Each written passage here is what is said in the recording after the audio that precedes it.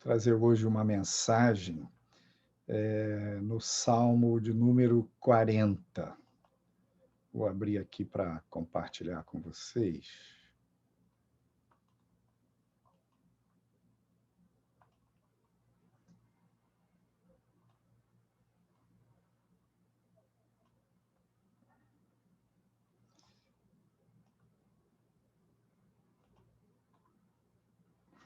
Esperei com paciência no Senhor, e ele se inclinou para mim e ouviu o meu clamor.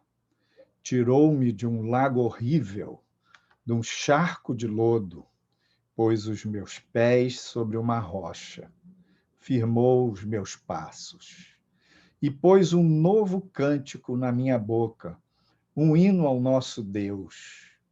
Muitos o verão e temerão e confiarão no Senhor. Bem-aventurado o homem que põe no Senhor a sua confiança e que não respeita os soberbos, nem os que se desviam para a mentira. Muitas são, Senhor meu Deus, as maravilhas que tens operado para conosco, e os teus pensamentos não se podem contar diante de ti. Eu quisera anunciá-los e manifestá-los, mas são mais do que se podem contar.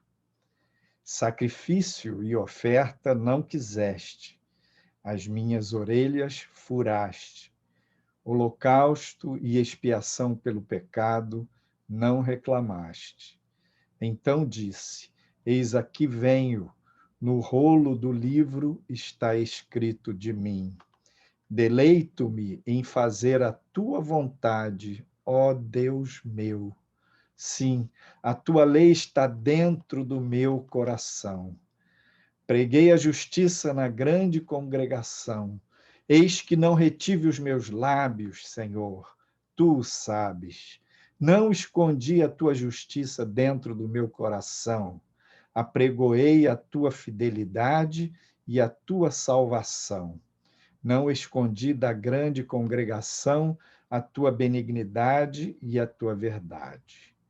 Não detenhas para comigo, Senhor, as tuas misericórdias. Guardem-me continuamente a tua benignidade e a tua verdade. Glória a Deus. Este salmo, ele é um salmo de cunho profético, né? Tem esse trecho do verso 6 que fala: sacrifício e oferta não quiseste, no rolo do livro está escrito de mim, holocausto e expiação pelo pecado não reclamaste. Deleito-me em fazer a tua vontade, ó Deus meu. Ele é citado em Hebreus, capítulo 10, de 6 a 10, se referindo à pessoa de Cristo. Então, é algo que se cumpriu na vida de Jesus. Por quê? Ali estava havendo a mudança do sistema, a mudança da aliança, o sistema de expiação, né? Cristo, ele foi o Cordeiro de Deus. Então, ele foi ele mesmo o próprio sacrifício diante do Pai. E ele foi obediente, obediente até a morte, e morte de cruz. Então, fala dessa total e completa entrega dele diante do Pai. Neste salmo, ele menciona de passagem: a minha orelha furaste. Era uma prática no Velho Testamento. Um judeu ele poderia passar por um momento difícil e por dívidas e tal, e aí ele poderia se vender para um outro judeu como escravo temporário, trabalhar por comida, por casa e tal, e conviver com aquele senhor dele por um tempo. Por quê? tinha na lei o ano sabático, de 7 em 7 anos, era um ano sabático. E ele, no ano sabático, ele era liberado. Então, se o cara se ofereceu para ser servo do outro no primeiro ano depois do sabático, ele seria servo durante 6 anos. No sétimo, ele seria livre. Se fosse no quinto ano do ano, faltariam 2 anos para o ano sabático. Então, ele acabava sendo livre. Mas ele poderia fazer uma escolha de pedir ao patrão dele, ao chefe dele, furar a orelha. E, ao furar a orelha, punha uma argola. Ele fazia uma escolha de pertencer àquele senhor para sempre, de não mais exercer o direito de alforria para o resto da vida dele. Aquela argola era o sinal disso. Então, furaste a minha orelha fala dessa entrega de Jesus ao Pai, de obediência, de servir pela vida toda. Esse salmo começa falando: esperei com paciência no Senhor, e ele se inclinou para mim e ouviu o meu clamor. E quando a gente busca Deus, a gente precisa esperar e perseverar. Paciência pode ser traduzido como perseverar também. Esperar pacientemente é esperar perseverantemente. E Deus vai se inclinar para você, vai se inclinar para o seu pedido, para a sua súplica. Ele diz no verso 2: tirou-me de um lago horrível, de um charco de lodo, pôs os meus pés sobre uma rocha, firmou os meus passos. Nós estamos vivendo numa época difícil, que a caminhada está difícil. Né? Imagina quando alguém anda num charco de lodo, é muito penoso andar no lodo, porque o pé entra na lama e vai até na canela para tirar o pé da lama e dar um passo. Então, o salmista representou aquele período difícil da vida dele como andar num charco de lodo. E muitos de nós, você pode estar se sentindo assim. Parece que a sua vida não rende, não anda. Pressão por todos os lados. Mas o ensino que a gente tem aqui deste salmo é perseverar, esperar no Senhor, buscar com paciência, clamar, e Ele vai ouvir o seu clamor, e Ele vai alçar você, Ele vai tirar você desse estado, desse charco de lodo, vai firmar os seus pés na rocha que é Cristo. E Deus deu ao salmista um novo cântico. O Senhor pôs um novo cântico, um hino de louvor ao Senhor. E aquela mudança na vida dele se tornou como que um testemunho. Então, mesmo quando a gente está passando por momentos difíceis, a gente pode louvar a Deus, porque o louvor é um exercício de gratidão. A gente exercita a gratidão e a gente exercita a entrega, a consagração. A gente lembra que dele, por ele, para ele, são todas as coisas.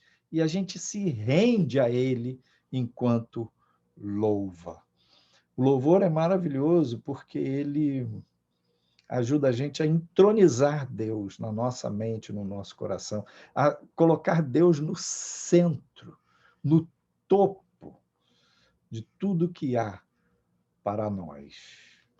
Então, isso nos ajuda, mesmo quando a gente está num charco de lodo, ou numa fase difícil. Por isso ele diz assim no verso 4, bem-aventurado, quer dizer abençoado, feliz é o homem que põe no Senhor a sua confiança e que não respeita os soberbos, nem os que se desviam para a mentira. E tem muitas pessoas que se apegam ao engano, se apegam à mentira. E nesses últimos dias, nós estamos no tempo que a Bíblia fala da operação do erro, né? Que é um tempo em que ocorrem mudanças, e essas mudanças estão acontecendo aceleradamente, e elas vão fazendo com que o certo se torne errado, o errado se torne certo. A filosofia contemporânea é a filosofia linguística. E essa forma de filosofia, ela abandonou a filosofia clássica, que durante milênios questionava o sentido da vida, as motivações, a ética, valores diferenciados, valores universais, comuns a todas as culturas. Procurava os significados da existência. Nessa filosofia linguística, nada mais disso importa. O que importa são as narrativas, é o estudo da palavra, da semântica, das interpretações. E com essa filosofia linguística, ela deu espaço para o nosso tempo ter uma variação nas narrativas, falando que o que importa é a ênfase, é a perspectiva do narrador, é o momento. Isso gera um relativismo. Esse relativismo no pensamento contemporâneo favorece, em cima das narrativas, o engano e a mentira. Então, por exemplo, no nosso tempo, há toda uma coisa de releitura da história, dos acontecimentos. Os acontecimentos vão vindo, mas não foi bem assim, e aí o outro conta de outro jeito, e vão fazendo releituras. Então, esses dias, por exemplo, o Supremo fez uma releitura, né, em relação a todo o processo da Lava Jato. E nessa releitura fica tudo suspenso. Não julgou o mérito se as pessoas condenadas na Lava Jato eram inocentes ou culpadas. Não julgou isso. Mas uma releitura inicialmente em relação a Lula, né? Julgou apenas que o lugar onde estava sendo julgado, avaliado, não era um lugar apropriado. E o Supremo tinha validado antes, muitas vezes. O que é isso? Isso são as releituras. E, a partir daí, vão acontecendo as narrativas. E você se prepare, porque o mundo vai avançar nesse tipo de coisa. Como? Vai avançar nessa coisa de troca de sinais. O certo vai virar errado. O errado vai virar certo. A mentira vai virar verdade. A verdade vai virar mentira. Então, essa sensação de andar no lodo, de pressão de todos os lados, de insegurança, de não estar na terra firme, ela vai aumentar no mundo. As pessoas vão sentir mais insegurança. E Jesus alerta, né, sobre essa questão da nossa visão, da nossa perspectiva, da nossa visão de mundo. Ele diz assim em Mateus 6:23: se, porém, os teus olhos forem maus, o teu corpo será tenebroso. Se, portanto, a luz que em ti há são trevas, quão grandes serão tais trevas? A luz que há em ti são trevas significa o quê? Se a sua visão de mundo, a sua leitura das coisas, você baseia no relativismo do nosso tempo, você vai ficar na escuridão, você não vai enxergar. A nossa luz para entender o mundo, a nossa lente, a nossa cosmovisão deve ser a palavra de Deus e não a mídia. Não o mundo virtual, não aquilo que as pessoas proclamam, porque no mundo virtual, na mídia, existem os algoritmos, você vai entrando no YouTube, ele vai vendo o que você gosta e vai mandando mais coisas daquilo que você gosta. Então, as pessoas não percebem, mas elas, na mídia, elas vivem como se fosse numa bolha. E como se aquela bolha fosse a verdade. A luz daquela pessoa é limitada, né? A pessoa para de analisar, de criticar. Por exemplo, nos Estados Unidos surgiu, nos últimos anos, né, um movimento, surgiu a partir da internet, chamado QAnon. Não tem os grupos de Al-Anon, Alcoólicos Anônimos, esses grupos assim? Os QAnon é um grupo de direita, de extrema direita, em que eles se baseiam numa teoria da conspiração.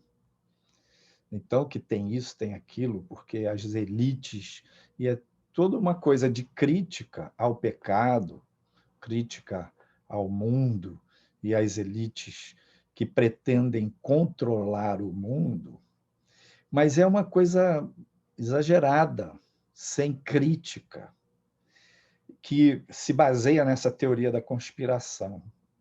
Então, muitos cristãos embarcaram nesse negócio do QAnon nos Estados Unidos, nesses embates que tiveram no ano passado, por exemplo, nas eleições a presidente da República lá nos Estados Unidos. E muitas famílias sendo destruídas. E ali eles mostram a diferença entre pais e filhos, a divergência de olhares, o olhar da geração dos pais versus o olhar da geração dos filhos. E por conta dessas questões de política, isso foi se agravando o conflito na família a ponto da comunicação interromper, a ponto de filhos saírem de casa, de haver rompimento no relacionamento. Então, nesses últimos dias, tanto o pessoal da leitura, digamos, do conservadorismo, da direita, quanto da esquerda, da política, do socialismo e tal, vão se agarrar fortemente às suas perspectivas. E nós? Como que nós devemos andar, nós cristãos? Porque o mundo ele está se preparando para um totalitarismo. O que é o totalitarismo? É uma forma de governo em que a autoridade fica muito vertical, é uma ditadura. Totalitarismo é um comando. Então, esse sistema tem um livro chamado Admirável Mundo Novo, de Aldous Huxley, que fala de um sistema que dominava através da tecnologia, dominava dando, vamos dizer, comida, e facilitando, favorecendo a vida em vários aspectos, como no entretenimento, mas dominava todo mundo a partir do engano, gerando uma política de identidade e, devagarinho, restringindo as liberdades civis. Irmãos, esse tipo de coisa está em andamento na Terra. Não é só num país ou noutro, em toda a Terra. Eu fiquei espantado ontem, sinceramente. Fui no mercado, um mercado grande aqui de Niterói, e tinha setores do supermercado que as gôndolas estavam vetadas. Tinha um plástico preto com um decreto da prefeitura, você não podia comprar. Se você quisesse comprar uma vela de aniversário, não podia. Um plástico, qualquer coisa, só tinha permissão para comidas e bebidas. Fora isso, tudo bloqueado. O que é isso? Em nome da pandemia. É em nome de proteger você. Isso é o começo de um totalitarismo. O prefeito de Niterói, copiando o governador do Rio Grande do Sul, que começou com essa moda lá, vetando, bloqueando, impedindo, interditando a sua escolha. Você não decide o que você vai comprar. Eu decido por você. Isso é totalitarismo. Só que é um totalitarismo brando. Começa com essa coisa das narrativas, verdade, mentira, troca de sinais. O certo vira errado, o errado vira certo. E a pressão vai aumentando. E as diferenças vão aumentando. O ódio vai crescer. A guerra entre pais e filhos. Com isso, o amor vai esfriando. E as trevas vão dominando. Diz assim lá em Isaías: ai dos que ao mal chamam bem e ao bem mal, que fazem da escuridade luz e da luz escuridade, e fazem do amargo doce e do doce amargo. Isaías 5:20. Então, esta situação de hoje, irmãos, é a situação que prepara o mundo para o reinado do anticristo. Veja o que diz 2 Tessalonicenses 2, de 9 a 12. Está se referindo ao anticristo. A esse iníquo, cuja vinda é segundo a eficácia de Satanás, com todo poder e sinais e prodígios de mentira, e com todo o engano da injustiça para os que perecem, porque não receberam o amor da verdade para serem salvos. E por isso, Deus lhes envia a operação do erro, para que creiam na mentira, para que sejam julgados todos os que não creram na verdade, antes tiveram prazer na injustiça, que creiam na mentira, tiveram prazer na injustiça. Então, veja, essa operação do erro é exatamente o que já está em andamento aceleradamente, nessa troca dos sinais, do certo vira errado, o errado vira certo, a luz vira trevas, as trevas viram luz. Então, é um engano da injustiça. Então, muda, né? E as pessoas, às vezes, apegadas às suas bolhas, aos seus extremos, elas não veem que estão sendo enganadas, seja numa filosofia política de esquerda ou de direita. Elas não veem. Essa é a operação do erro.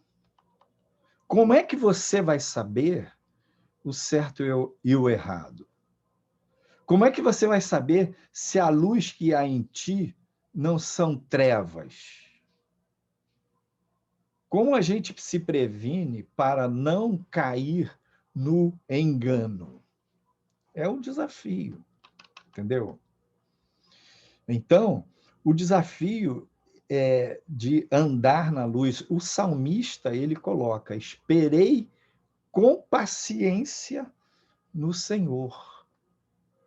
E ele me ouviu, ele ouviu o meu clamor.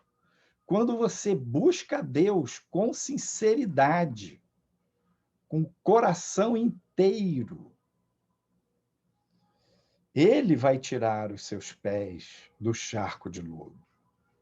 Ele vai firmar os seus pés na rocha. Ele vai atender a sua petição. Por isso ele diz: feliz é o homem que põe no Senhor a sua confiança. Então, não é nos homens que deve estar a nossa confiança. Não é na política que deve estar a nossa confiança. Não é nos discursos. A gente aprender, mesmo nas situações difíceis, a louvar a Deus. Aprender a colocar a nossa fé na palavra de Deus. Por isso é importante estudar a Bíblia. O estudo bíblico, o pastor Marcos vai dar o estudo logo após esta nossa reunião no Apocalipse. Importante você estudar a Bíblia. E importante você ter comunhão no corpo de Cristo. Porque esta situação hoje, em que a gente tem culto online, há restrições, né, para o culto presencial, e nós estamos há algumas semanas já sem culto presencial, a pessoa vai desanimando. Essa questão das narrativas, das divergências políticas, a pessoa também desanima. Ah, a igreja não presta, a igreja só tem gente manipulando, pastor para querer roubar, extorquir, tirar dinheiro do povo. Então, essas narrativas, elas vão como que contaminando o coração e a pessoa pensa: eu vou ficar sozinho, melhor eu ficar sozinho. Então, a pessoa desiste da comunhão no corpo de Cristo. É na comunhão que tem chance da luz do Senhor brilhar mais para você, na conversa de um irmão com o outro, é no estudo da palavra, é na leitura da palavra, que Deus vai trabalhar a sua visão de mundo. No verso 5 ele diz: muitas são, Senhor meu Deus, as maravilhas que tens operado para conosco, e os teus pensamentos não se podem contar diante de ti. Então, Deus está no controle, acima de tudo que está ocorrendo no mundo. O mundo jaz no maligno, os homens são maus, existe o livre-arbítrio, as pessoas agem por sua própria iniciativa. Mas, além de tudo isso, o Senhor é soberano. E os pensamentos dele, os planos dele, os desígnios dele, a gente nem sempre consegue decifrar. Mas quando a gente confia, se apega ao Senhor, a gente tem a esperança renovada, a gente tem a força. E um ponto-chave no meio de tudo isso é você seguir a Cristo e aprender com Jesus o mesmo nível de obediência, de entrega ao Pai que ele experimentou, né? E neste salmo diz: deleito-me em fazer a tua vontade, ó Deus meu. Sim, a tua lei está dentro do meu coração. O Espírito Santo vem habitar no coração, morar no seu interior. E ele ensina a gente a obedecer, porque a nossa comunhão com Deus é para andar com Ele. Ele vai iluminar você. E as misericórdias do Senhor virão sobre a sua vida. Senhor, as tuas misericórdias guardem-me continuamente, diz o salmista no verso 11. A tua benignidade e a tua verdade guardem a minha vida, guardem a tua vida. O Senhor proteja você e renove as suas forças. Mesmo num tempo tão difícil de troca de sinais, mesmo num tempo tão difícil de inversão de valores, verdade virou mentira, mentira virou verdade. E aí você fica cansado, prostrado, se firma no Senhor, louva o Senhor, e Ele vai tirar os seus pés do lodaçal de lama e vai firmar os seus pés na rocha que é Cristo. Deus abençoe você, Deus enche a sua vida de graça e Ele dê para você a paz. Amém.